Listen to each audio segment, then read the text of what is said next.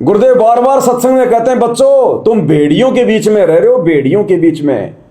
अब वो नालायक व्यक्ति जिसने उस बहन के साथ में दुष्कर्म किया, अब वो भेड़िया नहीं तो और क्या है? भेड़िया मतलब जो कच्चा खा जाए, अब वो भेड़िया नहीं तो और क्या है? दिखाई तो हमारे जैसा इंसान दे रहा है, लेकिन काम क्या कर दिया? तो गुरुदेव ऐसे नहीं कहते कोई बात, बहुत गहरा रहस्य होता है कि बच्चों तुम भेड़ियों के बीच में रह रहे हो, भेड़ियों के बीच में। चाहे तुम्हारा रिश्तेदार हो, चाहे तुम्हारा दोस्त हो, चाहे आम समाज का हो, चाहे तुम्हारे गांव का हो, चाहे पड़ोसी हो, अगर वो परमात्मा की शरण से दूर है, वो भेड़िया है, भेड़िया। और भेड़ियों के बीच में कितनी सावधानी से रहना पड़ता है। अरे भेड़ कभी भेड़ियों का सामना कर सकती है क्या? तो परमात्मा प्रोटेक्शन करता है भेड़ का, भगत का, अगर वो मर्यादा में रहता है तो। नहीं तो भेड़िया तो कच्चा चबा जाएगा, कच्चा। और कितना समझाया गुरुदेव ने हमें सत्संगों में, और विश्वास दिलाया गुरुदेव ने, अगर मर्यादा में रहोगे परमात्मा तुम्हारे परिवार की भी रक्षा करेगा। ये साध वचन है, साध वचन। लेकिन हम मर्यादाओं को हल्के में ले रहे हैं अभी भी।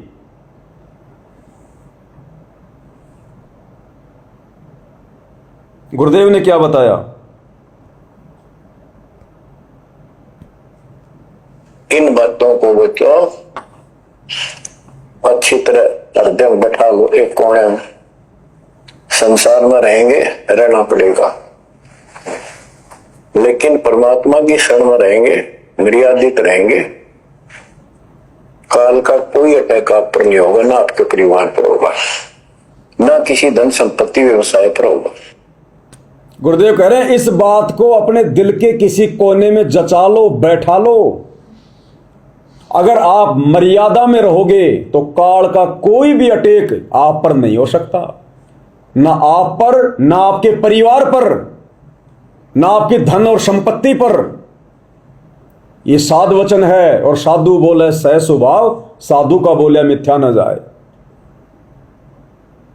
लेकिन मर्यादा तोड़ोगे तो उल्टा होगा, बिल्कुल उल्टा। फिर साधु का इसमें कोई दोष नहीं है भाई। जो गुरु वचन पे डट गए, कट गए फंद 84 के। मर्यादा हम तोड़ते हैं, गलती हमारी होती है।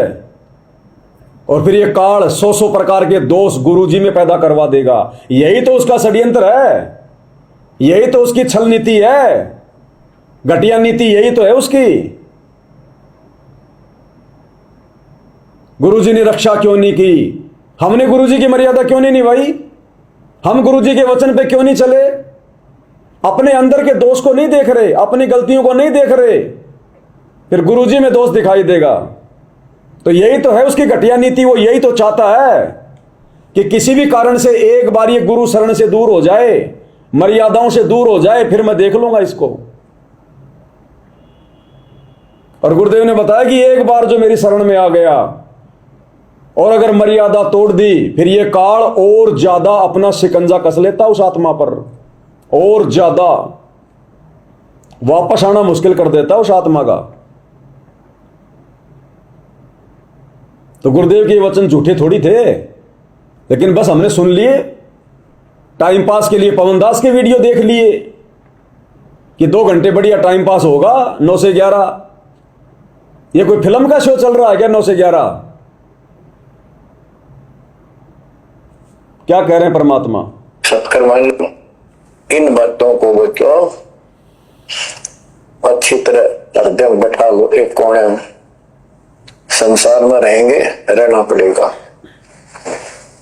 लेकिन परमात्मा की शरण में रहेंगे, मर्यादित रहेंगे। काल का कोई अटैक आप पर नहीं होगा, ना आपके परिवार पर होगा, ना किसी धन संपत्ति व्यवसाय पर होगा। ये सत्कर्म मान लेना, सत्कर्म। हम मर्यादा को हल्के में ले लेते हैं, ये हमारे विनाश का कारण होता है। गलती हम करते हैं, कोई काल का ऐसा अटैक आने का समय हो गया, वो नुकसान हो गया, तो भक्ति और छोड़ देते हैं, होगा सर्वनाश। भक्ति छोड़ दी, भगवान की शरण छोड़ दी, फिर कहाँ ठिकाना रहेगा? कटी पतंग होगी। कटी पतंग का कोई अस्तित्व नहीं रहता, कुछ देर उड़ जरूर सकती है, अंत में पता नहीं कि करके पेड़ बबूल के पेड़ में उलझ कर फड़फड़ कर काटती है। ऐसे फंसे रह जाओगे तुम इस काल के जाल में, कांटेदार झाड़ियों, इस गंदे लोग। आज की घटना है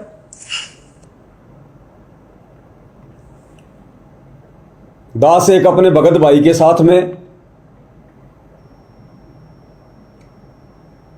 क्योंकि दास को पता चला कि ऐसे ऐसे भगत जी के साथ में कोई घटना घटित हो गई। वो पहले साथ संगति से जुड़े थे, बीच में अपनी कमजोरी से या गलती से, नासमझी से, जो भी समझो, आश्रमों में चले गए।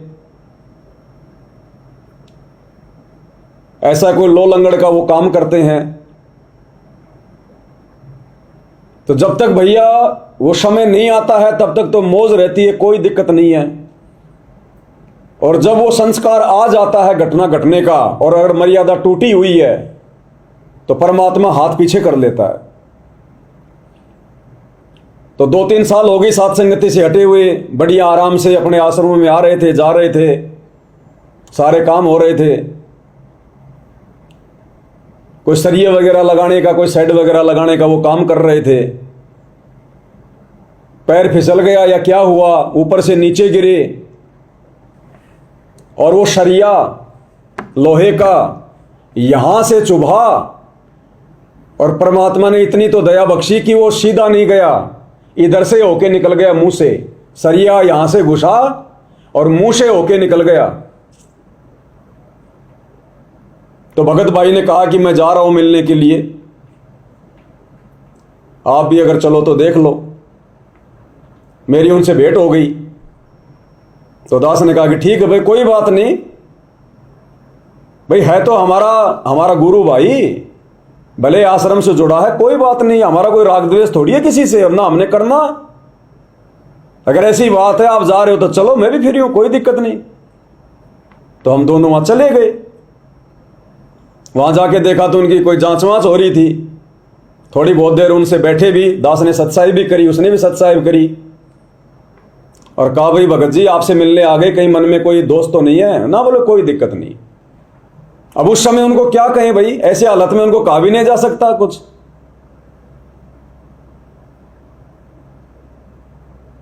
तो आज फिर उनका ऑपरेशन हुआ। अब गए महीने 2 महीने, ना ढंग से खा सकता, ना कोई काम कर सकता, और हो सकता है तो ट्रेलर था परमात्मा की तरफ से एक हल्का सा, क्योंकि जो अच्छी आत्मा होती है ना परमात्मा की, एक तो होता है बिल्कुल ही राग द्वेष में सड़ जाए, बिल्कुल निकम्मी आत्मा, और एक होता है जिसमें थोड़ी बहुत सुधार करने की गुंजाइश हो। उसको परमात्मा हल्का सा झटका देता है कि हो सकता है कुछ विचार कर ले और वापस मुख्य धारा में आ जाए। तो दास ने तो अपना फर्ज निभाया, दास मिलके भी आया। आगे उनकी मौज, उनकी मर्जी, मेरी तरफ से तो कोई द्वेष है नहीं किसी प्रकार का। इसके अलावा साथ संगति से जो भी भाई बहन हटे हैं, कभी उनसे मिल बैठ के देख लेना। काल ने कहीं न कहीं उनको उलझाया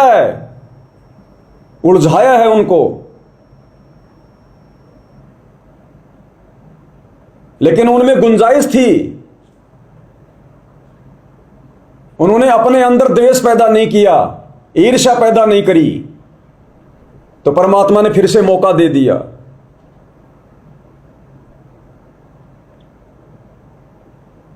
तो भाई और बहनों, सिस्टम यही है। और सोचो, जब साध संगति में रहते सहते भी इस प्रकार की घटनाएं अगर जरा सी मर्यादा तोड़ने से घटित हो रही हैं, तो आने वाले समय में उन आत्माओं के विषय में सोचो जो बड़ी बड़ी गलतियां खुद भी कर रहे हैं, संगत से भी करवा रहे हैं, उनके साथ में क्या बीतेगी। ऐसे सामान्य तरीके से तो सब कुछ चलने वाला नहीं है भाई। ये परमात्मा ऐसे तो जेल में बैठा नहीं रहेगा, छटनी करने गया है, छटनी करेगा, और वही टिकेंगे जो योग्य होंगे, अधिकारी होंगे, अन्यथा जाना पड़ेगा, 100 कारण बन जाएंगे। तो जो भाई बहन जुड़े हैं साथ संगति से, हल्के में मत ले लेना इन बातों को। दास बार बार और परमात्मा ने शब्द तक लिखवा दिए कि घर छूटो चाहे जग रूठो, चाहे रूठो ये संसारा हो, कौन सुने मेरी काल लोक में जब गुरु रूठ गया मेरा हो। ये ऐसे थोड़ी लिखवाए शब्द परमात्मा ने, मजाक के लिए थोड़ी लिखे हैं। ये शब्दों को लिखते समय में रोया करता था जेल में बैठा बैठा, आंखों में आंसू आ जाते थे जब ये शब्द में लिखता था कि परमात्मा ये मेरी जुबान तो नहीं है, ये मेरा हाथ तो नहीं है, ये कैसे लिखा जा रहा है एक एक ही दिन में 2-2 3-3 शब्द अचानक से।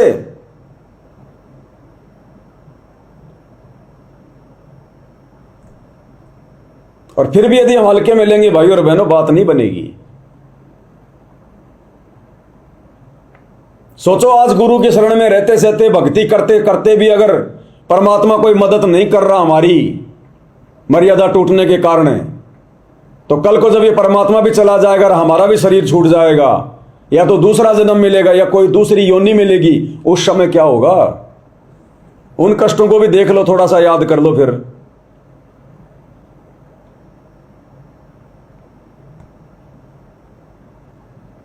तो आसान को मुश्किल बना देगा ये काल। इस परमात्मा ने तो मुश्किल को आसान बनाया और ये काल उल्टा आसान को मुश्किल बना देगा।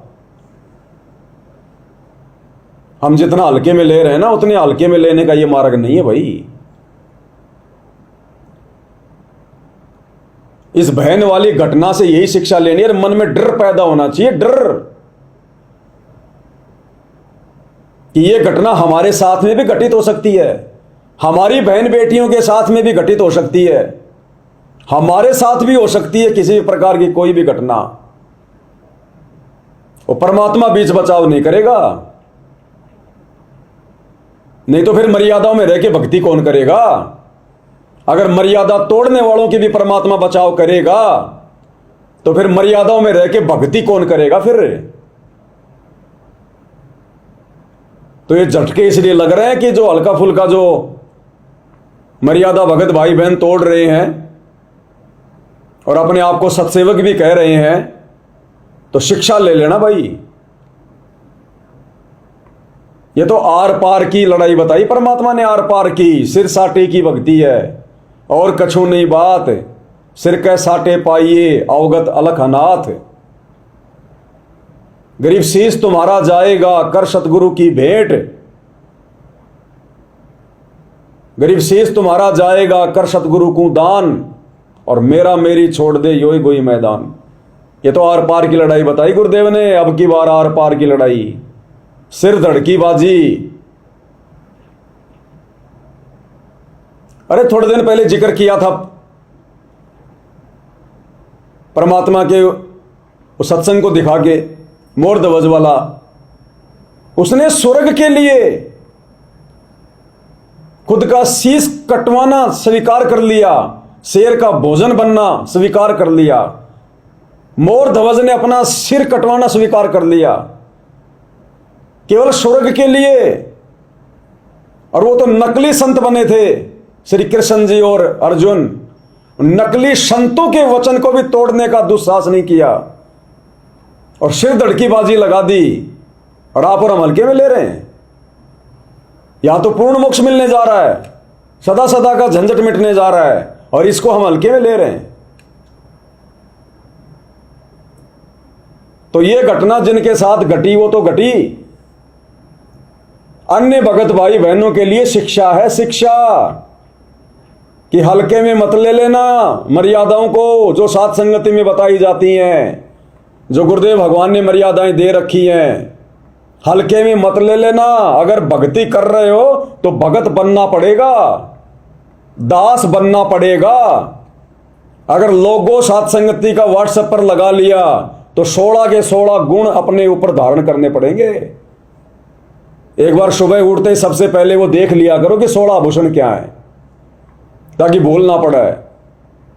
अमल करना पड़ेगा। और ये घटनाएं अब आने वाले समय में दास बार बार कह रहा है तेजी से घटेंगी।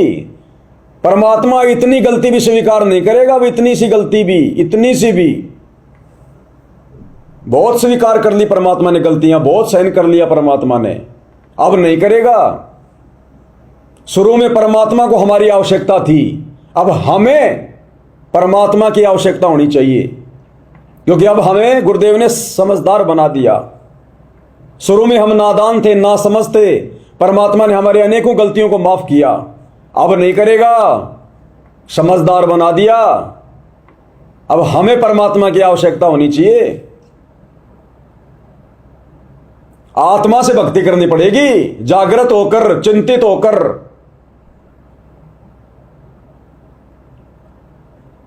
नहीं तो बात नहीं बनेगी। और नित्य नियम में गुरुदेव हमें कब से यही बातें समझाते हुए आ रहे हैं, यही सावधानियां बताते हुए आ रहे हैं कि नित्य नियम तुम्हारे को क्यों पढ़ाया जाता है। सुबह सुबह सबसे पहले तुम्हारे को तमाम बातें याद दिलाई जाती हैं कि तुम्हारे साथ में कोई निकम्मा आदमी भी झगड़ा करेगा और जबरदस्ती करेगा, तुम्हें डिस्टर्ब करेगा, तुम्हें परेशान करेगा, लेकिन तुमने उनके साथ में कैसा व्यवहार करना है। आवत गाड़ी एक है, उल्टा हो अनेक, कहे कबीर ना उल्टी और रहे एक ही एक। जो तोकू काटा बोवे ताको बोतू फूल, और तोए फूल के फूल है वाको हैं त्रिशूल। हमारे साथ जबरदस्ती काल लोगों को टकरवाएगा, बिठाएगा, हमने उनके साथ में कैसा व्यवहार करना है। अरे यही तो सारी बातें गुरुदेव बता रहे हैं, पूरी जिंदगी हो गई और यही बातें हम हल्के में ले रहे हैं। एक रूटीन बना लिया हमने नित्य नियम को, बस रोज नित्य नियम करना है, एक फॉर्मेलिटी में ले लिया। अरे भैया अमल करना है, अमल। अगर वो बहन परमात्मा की वाणियों पे अमल कर लेती कि आवत गाड़ी एक है, उल्टा हो अनेक, जो तोको काटा बोवे ताको बोतू फूल, शाकट और शवान को उल्ट जवाब ना दे, क्यों घटती उसके साथ ये घटना। जबरदस्ती काल को न्योता दिया, वहां जाके वो अपनी हद में अपने घर में कर रहा है, जो भी कुछ कर रहा है वो लाख करेगा। परमात्मा कहते हैं कि कबीरा तेरी झोपड़ी गलकटियन के पास, और जो करेगा सो भरेगा, तू क्यों भया उदास। तू अपना वो काम कर जो तेरे को तेरे गुरु ने दिया है। वो अपने कर्म कर रहा है, वो अपने गले के लिए फांसी का फंदा तैयार कर रहा है। तू अपना कर्म कर जो गुरु जी ने बता दिया। तेरे गले में जो काल का फंदा उसको निकाल, भक्ति कर, मर्यादा निभा। एक जरा सी मर्यादा तोड़ने से अब परमात्मा सहन नहीं करेगा, ध्यान रख लेना। एक एग्जाम्पल है आप सत्संग भाई बहनों के लिए, कहीं हल्के में ले रहे हो। और यही बातें गुरुदेव को समझाते हुए 30 साल हो गई हमें कि तुम्हें घर से बाहर निकलने से पहले नित्य नियम क्यों पढ़ाया जाता है। आप नित्य नियम में भी पढ़ते हो, अपने नित्य नियम के अंदर आपको बहुत कुछ विज्ञान है। विज्ञान माने तत्व ज्ञान है, विशेष ज्ञान है। और इस ज्ञान को आप केवल एक रूटीन में पढ़ लेते हो कि हमने ये पढ़ना है, प्रतिदिन नित्य नियम करना ही करना है, लेकिन एक व्यवस्था बनाकर नहीं इसको प्रतिदिन करना चाहिए। जितनी देर भी इसको सुनो, किसी भी पार्ट को, इसके नित्य नियम का जितना भी बुद्धि मन निश्चल हो तेरा आपका, तो ये विचार करे कि इसमें क्या बोला है मालिक ने अपनी वाणी में, क्या आदेश है तेरे लिए। क्योंकि आप पौन घंटा नित्य नियम करते हो, इसमें ज्यादा से ज्यादा आपका मन 20% इस नित्य नियम के अंदर आप 20% ही सुन पाते हो। उस 20% को भी यदि आप विचार करो डेली कि इसमें क्या आदेश है मालिक का, और फिर अपने जीवन को सारा दिन, उस दिन को ऐसे ही सुचारू रखो। क्योंकि आपको घर से निकलने से पहले ये पढ़ा इसलिए जाता है कि आपके साथ रास्ते में कोई निकम्मा भी टकराओगा, कोई गाली देने वाला भी मिलेगा, कोई गुंडा भी बोलेगा, कितना कोई आंट भी लावेगा, तो उनके साथ आपने कैसे व्यवहार करना है। आवत गाड़ी एक है, उल्टा हो अनेक, और कह कबीर ना उल्टी हुआ रहे एक की एक। इसको पढ़ना नहीं है। मान ले कोई गुंडा बोला है, गलत बोलता है, गाली देता है, तो उसने तो कर दिया यू काम, और आप भी उल्टा दोगे तो फिर 4 और देगा, क्यों, तो पूरे मूड में है। और है लड़ाई के में, और आप भी आगे से उल्टी बोल पड़ोगे तो वो तो तैयार बैठा है। जब बरसात क्या उनका मुकदमा रोज कर लेते जन्म में। तो कहते परमात्मा आवत गाड़ी एक है, उल्टा हो अनेक, और कहे कबीर ना उलटी हो रहे एक का एक।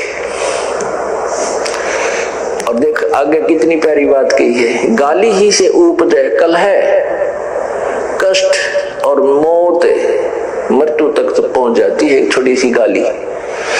गाली ही से उपजय कल है कष्ट और मीच, हार चले सो संत है लाग मरे सो नीच। हम भगत भी हैं और दूसरा हमें गुंडा अच्छा बोल रहे हैं, उसने मान ले किसी किस कह दिया, हमने उसका दो दड़ाक धर दिए, उल्टे भी बोल दिए, फिर वो मारण पर उतारू हो गए, फिर हमने उठोक दिया। हो सकता है आप उससे तगड़े भी हो और अच्छा भी संभाल दो, फिर आप में उसमें कसर के रहेगी। आप तगड़े भी हो और आपसे हल्का आदमी भी आपने बूढ़ा अच्छा बोल रहे हैं, उसने बालक समझ के अनजान है, उससे बचो। तो इन नित्य नियम करने का डेली हमें जो पाठ करते हैं, इससे ज्ञान यज्ञ तो होता ही है। ज्ञान यज्ञ के साथ हमने समाधान भी इसका साथ पैरेलल करना पड़ेगा, तभी इसके पढ़ने का लाभ है। एक लाभ तो हो गया ज्ञान यज्ञ का, और उसके ऊपर अमल हमने किया नहीं, उसका काम फिर सारा बिगड़ गया। तो कहते हैं ये बातें कहन सुन के नहीं भाई, ये बातें कहन सुनन की नहीं, ये कर पाड़ने की हैं, कर पाड़ने की। और यही वो समय इन बातों को कर पाड़ने का, यानी अपने जीवन में अमल करने का यही समय है। क्या कह रहे हैं गुरुदेव, तुम्हारे साथ कोई आंट भी लावेगा जबरदस्ती, वो डीजे बजा रहा था, वो काल प्रेरणा से वो आंट लगा रहा था, और हमने क्या व्यवहार करना था? तो जरा सी सावधानी हटी दुर्घटना घटी। गुरुदेव कह रहे ये आदेश है तुम्हारे लिए नित्य नियम, अगर इसकी उल्लंघना करोगे, इसके अनुसार नहीं चलोगे, तो तुम अपने गुरुजी का वचन तोड़ रहे हो। इसलिए गुरुजी ने स्पेशली सत्सेवकों के हाथों में भक्ति बोध दे दे के मोटे मोटे अक्षर वाली, और रोजाना उनको पढ़ने के लिए उनको प्रेरित किया साथ संगति के माध्यम से कि पढ़ लो, ये आदेश है भगवान के, देख लो। और फिर भी यदि हम अमल नहीं करेंगे उन वाणियों पर, खाली एक रूटीन समझ लेंगे, फॉर्मेलिटी समझ लेंगे कि नित्य नियम करना है, कर लो। गुरुदेव कह रहे हैं कर लिया, ज्ञान यज्ञ हो गया, अगर उस पर अमल नहीं किया तो काम सारा बिगड़ गया।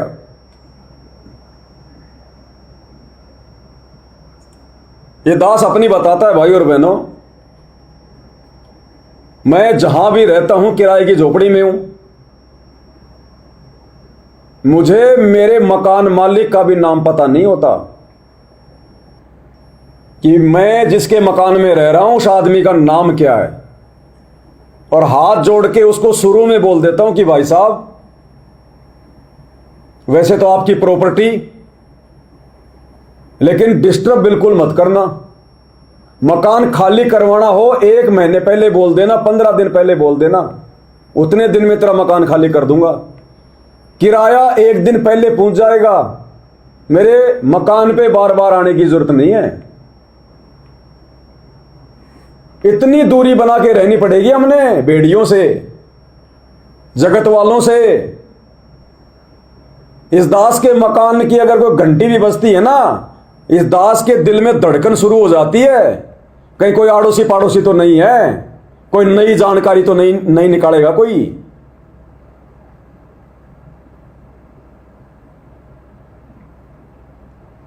आड़ोसी पाड़ोसी से तो बहुत दूर की बात है, संपर्क ही नहीं। दास 6-6 महीने साल भर एक मकान में रहता है, पड़ोस में कौन है, ना आना ना जाना, ना बच्चे घर से बाहर निकलते। और जहां रहता हूं वहां पर बड़े बड़े पार्क भी होते हैं, खेलने कूदने की सारी जगह होती है, स्विमिंग पूल होता है, सारी खेलने की चीजें होती हैं। हमारा परिवार कभी झांक कर भी नहीं देखता। अभी जिस जगह रह रहा हूं तकरीबन 4 महीने हो गए यहां रहते हुए, सारी सुविधा है इस कॉलोनी में, पार्क भी है, स्विमिंग पूल भी है, क्रिकेट खेलने का, घूमने का, फिरने का। हमारे बच्चे एक दिन भी 4 महीने में उस पार्क में जाकर नहीं बैठे 5 मिनट के लिए, एक दिन भी। घूमने भी नहीं जाते सुबह शाम खाना खा के। इतना डर लगता है कहीं कोई जानकारी ना निकल जाए फालतू की। जगत से जितना दूर रहो उतना ठीक है। अपनी तरफ से तो बोलना ही नहीं किसी से, सामने कोई बोल भी ले तो राम रमी करके सीधे निकल लो, खड़ा नहीं होना।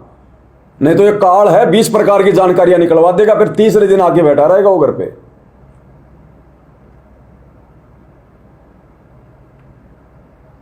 इतना डर के रहना पड़ता है यहां पर इस काल के लोक में, और तभी हमारी मर्यादा बचेगी। काम धंधा करो, केवल अपने धंधे तक सीमित रहो। फालतू की यारी दोस्ती मत जोड़ो वहां किसी से, फालतू की रिश्तेदारी मत निकालो किसी से। गूंगे बन जाओ, गूंगे। हाँ हूं में जवाब दे दो, अगला फिर पूछना छोड़ देगा।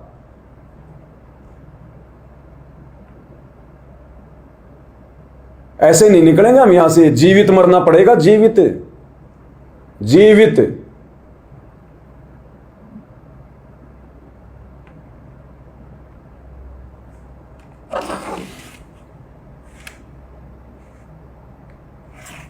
तो भाई और बहनों, समझदार भक्तों के लिए ये छोटी सी घटना ही बहुत काफी है। ये आप और हमारे लिए छोटी है, लेकिन उस परिवार पे पहाड़ है, पहाड़ के समान। अब वो परिवार भले भक्ति करेगा, लेकिन ये घटना जिंदगी भर उसके दिलो दिमाग से नहीं निकलेगी, उस परिवार के जिंदगी भर। हालांकि उस बहन बेटे का कोई दोष नहीं, उस निकम्मी आत्मा ने उसके साथ जो बलात्कार किया है, जबरदस्ती की है, उसमें उस बहन की कोई गलती नहीं है। गलती मतलब उसके साथ जो कांड हो गया उसमें उसका कोई दोष नहीं है, उसने जानबूझ के नहीं करना चाहा, लेकिन उस निकम्मी आत्मा ने अपने कर्म फोड़ लिए। वो बलात्कार की श्रेणी में है, व्यभिचार की श्रेणी में है। उस निकम्मे ने अपने कर्म फोड़ लिए, लेकिन बहन को कोई दोष नहीं है उसमें। हालांकि जो घटना घटी उसमें जरूर उसकी मर्यादा कोई न कोई जो है वो त्रुटि है, लेकिन उसके द्वारा जो जो जो जो बलात्कार जो किया गया है, जो जबरदस्ती हुई है, उसमें उस बहन को कोई दोष नहीं है, क्योंकि उसने अपनी मर्जी से नहीं किया। उस बहन ने ना उसकी कोई इच्छा थी, वो जबरदस्ती हुआ है। तो इसमें वो निकम्मी आत्मा उसमें दोषी है, लेकिन फिर भी ये घाव थोड़ी भरेगा इतनी आसानी से। तो गलती होना भाई और बहनों बहुत आसान है, उसका घाव नहीं भरा जाएगा फिर इतना जल्दी। तो खुद ठोकर खाएं, उससे अच्छा है दूसरों की ठोकर से संभल जाएं। नहीं तो ये ठोकरे भाई, ठोकरों पे ठोकरे लगेंगे आने वाले समय में, ठोकरों पे ठोकरे। अब वहां पर परमात्मा का काम था, सतगुरु का, समर्थ का काम था वहां। और सतगुरु भी जब ऐसी घटनाएं घटती हैं तो बड़ा दुखी होता है कि देख इस निकम्मी आत्मा ने मर्यादा तोड़ दी, मेरा काल के साथ एग्रीमेंट है, मैं कुछ नहीं कर सकता यहां। सतगुरु भी बड़ा दुखी होता है जब उसकी आंखों के सामने घटनाएं घटित होती हैं। कौन बाप अपनी बेटी का इस प्रकार से बलात्कार देख लेगा? और ये तो समर्थ बाप है, समर्थ। लेकिन हमने समझना चाहिए सृष्टि रचना को। जब इस काल लोक में हमारा बाप आता है तो इसके कुछ मर्यादा, कुछ नियम है। ये अपने उसूल नहीं तोड़ता, ये नहीं भूलता अपने वचन, हम भूल जाते हैं और मर्यादा तोड़ देते हैं। तो हम खुद भी अपने पैर पर ठोकर खाते हैं और अपने बाप को भी दुखी करते हैं।